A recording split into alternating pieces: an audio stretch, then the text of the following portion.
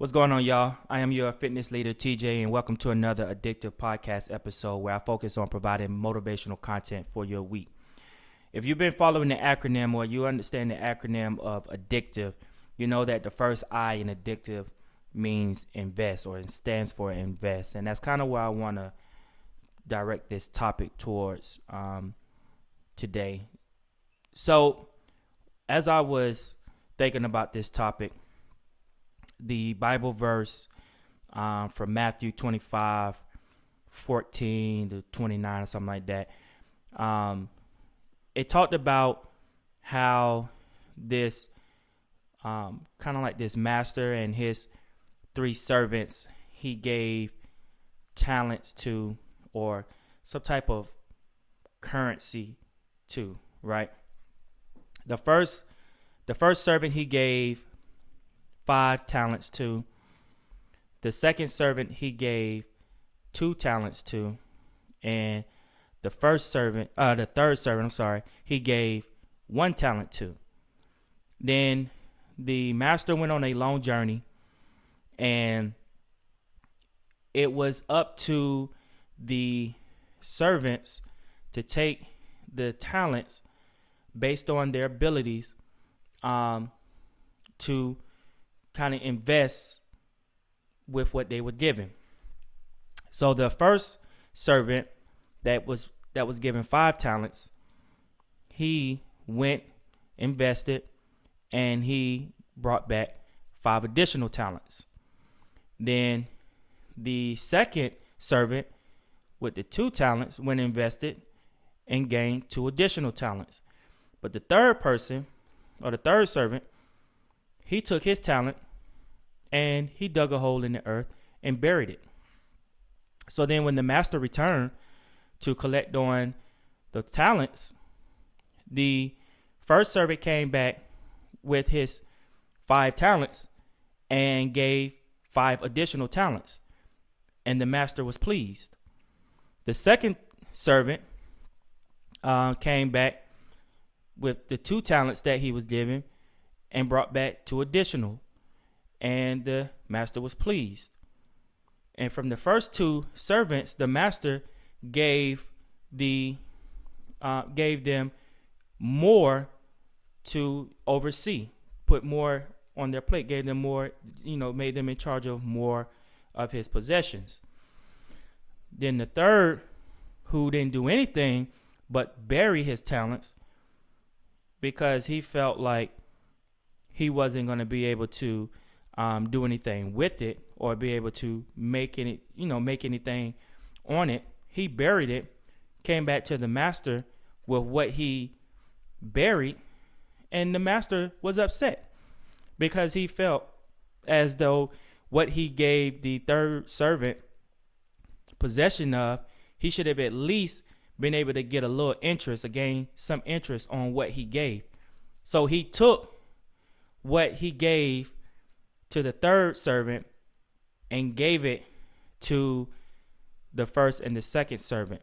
So why is that important? So I believe this story tells us how important it is to use what we already have available and what's been entrusted to us, using the resources that are available to us, and in taking that and investing in it, whether it's your time, whether it's your money, your energy, knowledge, whatever, right? You take that and you invest that, right? No one said it's going to be anything that happens overnight, because in this story, the master went away for quite a while. It doesn't specify how long he was gone, but from context, you could tell that he had been away for quite some time. And these servants were able to double on what they invested.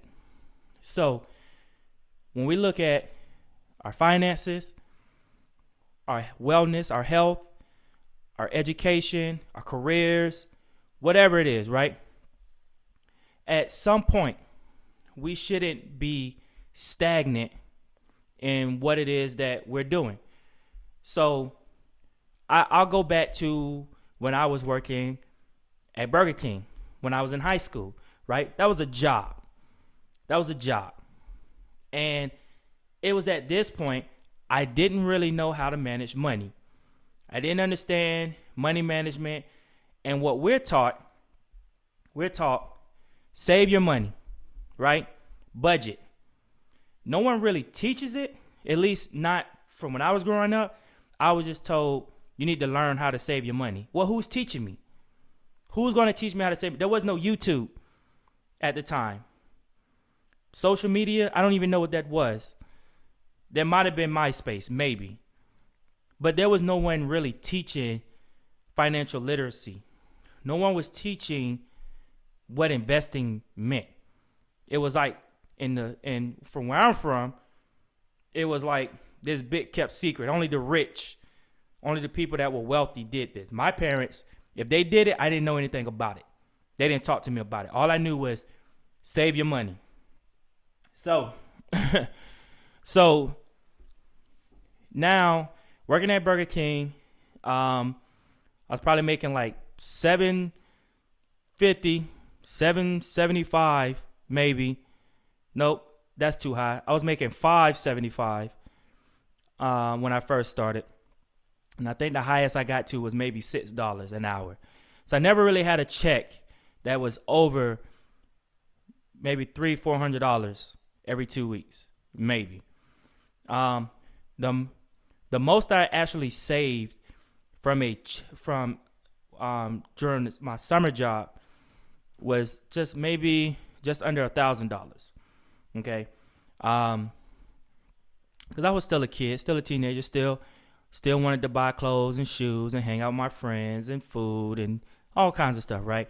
But my senior year, I wanted a car. I wanted to be able to drive to school, so I saved just under $1,000 in cash. I remember having this conversation with my dad when I was telling him I wanted a car, and he was like, "You don't even know how to save your money." I was like, "What are you talking about?" I had a secret wallet that I got from my granddad, and I used to save everything to the nearest $100. So I would save everything to the nearest $100, and everything else would be spent on like, deodorant, lotion, food, little stuff like that, right? I did this for the whole summer. So then when I showed him that I actually had $800 in my hand, or $900 in my hand or whatever, he was actually surprised that I actually saved that amount of money. Again, he never talked to me about how to save, how to budget, never learned any of that stuff, right? So I went to this dealership and I gave this guy my money. I didn't buy I'm kind of dumb. I didn't know anything. Nobody was teaching me. All I knew is I wanted a car, and I wanted to be able to drive to school and to work and be able to go out with my friends and not have to rely on anybody, right? So I go to this dealership behind my dad's back. I buy this car. I gave this guy $800. The car cost maybe $2,000, but he told me I could bring the rest of the money back, and then he'll give me the keys. Say less. Now my dad, he also sold cars. I could have went to my dad, but I wasn't trusting my dad like that. So when my dad found out that I did that, he went to the dealership. He told the guy that I wasn't at legal age to even enter in a contract like that or do anything like that. It wasn't even a contract. I didn't even sign anything. I just gave the guy the money. My dad got the money back from the guy or whatever, and then my dad gave me a car. He didn't give it to me. He just took my money and told me that this is the car that I will drive. And I went and got insurance. I had my license, and I went and got tags. The title and everything got put in my name, right?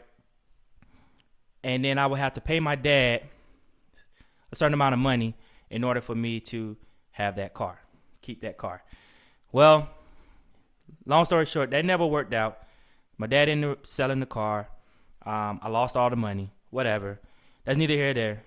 I still never learned about proper money management, right? I learned everything the hard way. My dad, he sold the car. I didn't get any of the profits back. I didn't get any money back. Like all the money that I had worked for during the course of that summer, I lost it all. I lost everything.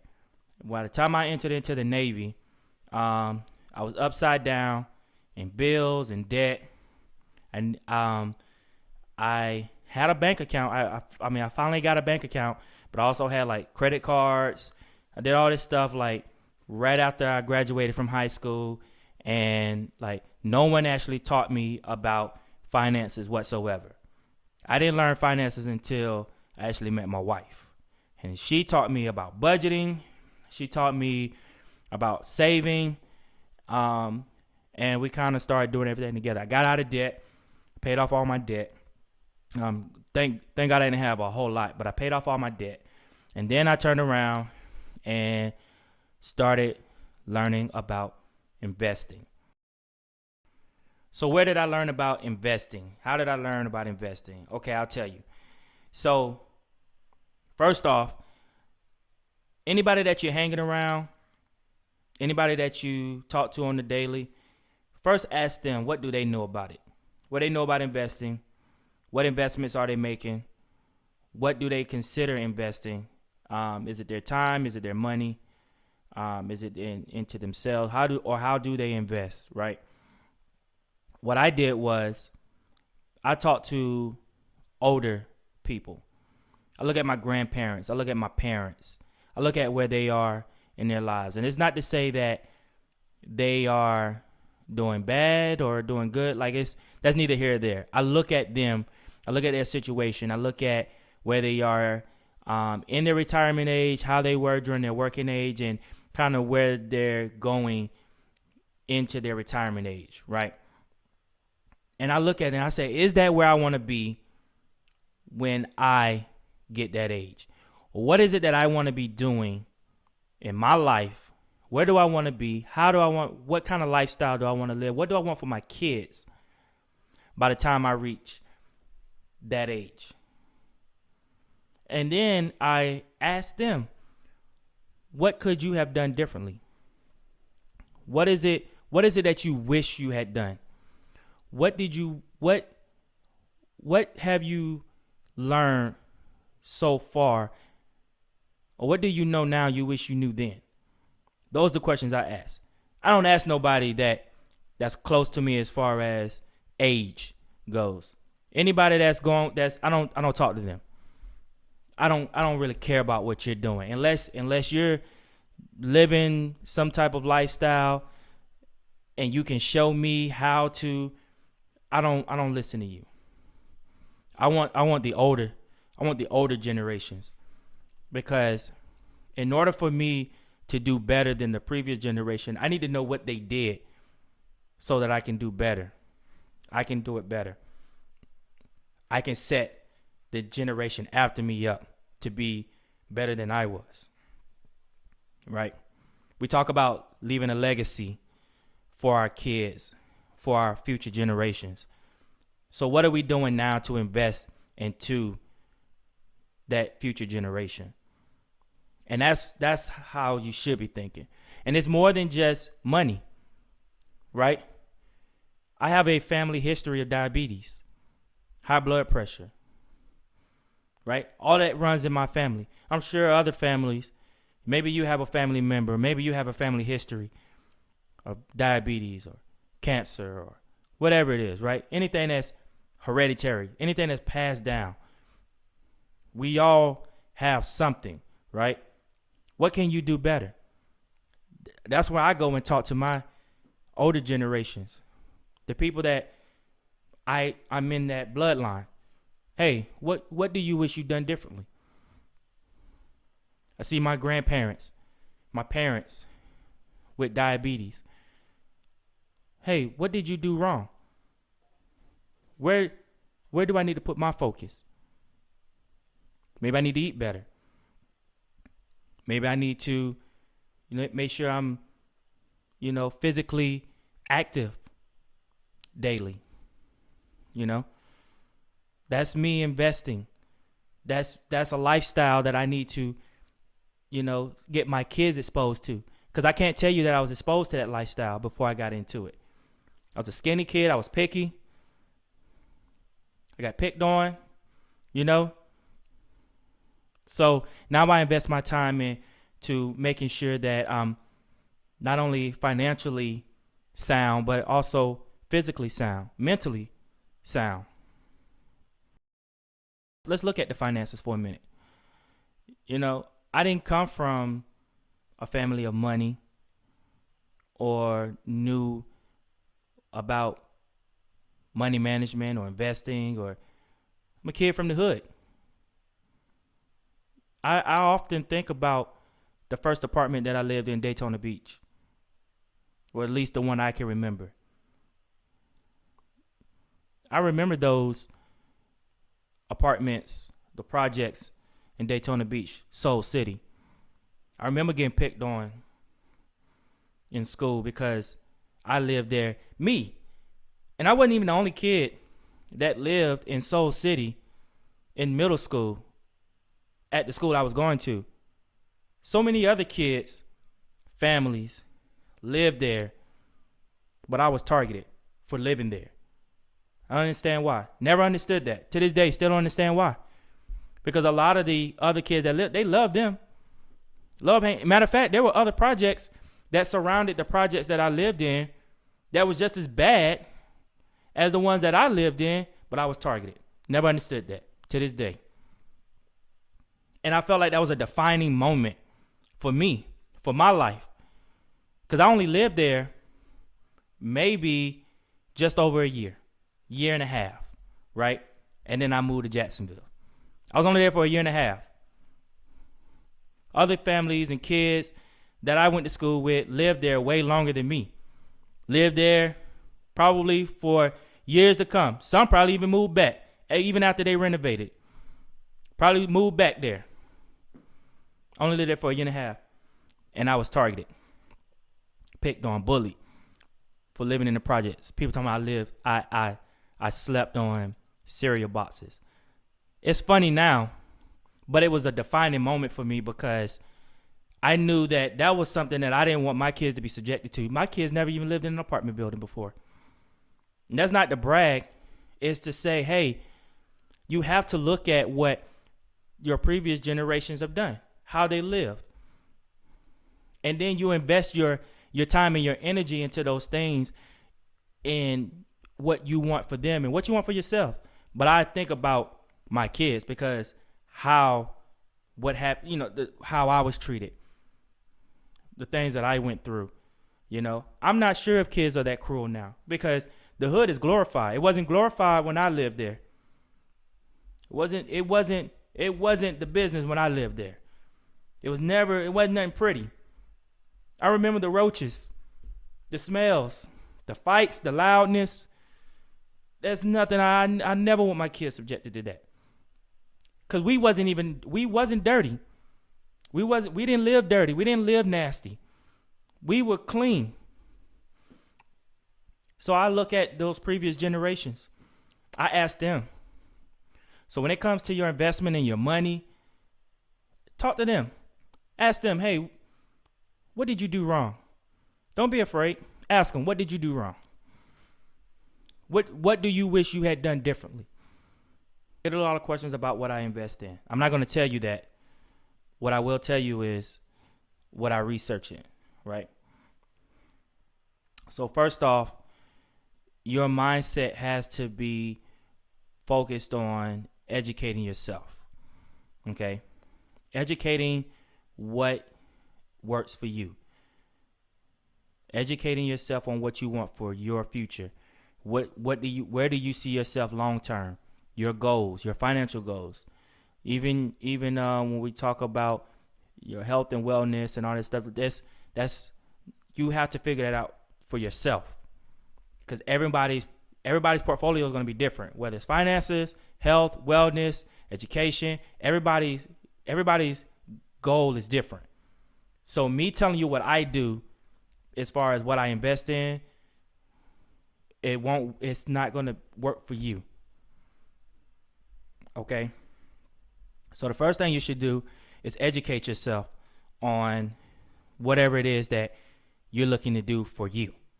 financially, mentally, physically, health, whatever. Figure out what works for you. Second, within that research, find you a mentor. Find you somebody that you kind of trust, can get close to, someone who's willing to put forth the time and energy. And it may cost you an investment, right? It's your investment. It may cost you, but is the investment worth it? Is what you're trying to accomplish worth the investment? A mentor will help you with that. Or you can get into some of these podcasts that I listen to. I listen to Earn Your Leisure. I love Earn Your Leisure because they have so many different industries that come on, but they're all about investing. Social Proof, that's another one. Following some of these Instagram, Facebook, social media accounts. Black Wealth Renaissance, I like those. Black millionaires. I follow for daily inspiration. Right? Stay inspired. Have something that's going to continue to motivate you towards whatever it is that you're trying to accomplish. I look at all of those things. I follow all of those things. They help, right? To keep you in a mindset. Because you're going to have those moments where you feel unmotivated. You don't feel like it's working. You're going to have those periods. But you need those positive affirmations. You need those constant reminders of what is going to help you continue on that path. So I'll say this to close it out, right? You won't get very far with saving. You don't hear people getting further in life, advancing further in life, whether it's physically, mentally, financially. You don't get further down the road saving yourself, saving your money, preserving, like that won't get you anywhere. Invest is the key. Invest is the purpose of growing. You want to grow your money. You want to be financially wealthy. Further along down the road, you have to invest your money, right? Interest, compound interest, reinvesting your dividends. That stuff gets you further down the road. Investing in your education allows you to continue to gain knowledge in whatever industry you're in, so that further down the road, whether it's a business or an industry, career, that allows for you to gain more money, earn more money, earn job satisfaction.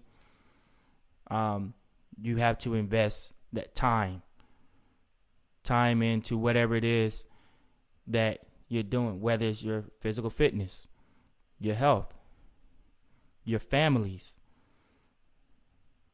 You have to invest time, nurturing, so that further down the road, your bond, your wellness, your health, your physique continues to grow. You continue to get stronger, right? Because you've invested the time into improving those relationships, your lifestyle, your health, and it gets easier. Okay? So investing is probably the key attribute to everything that I'm talking about.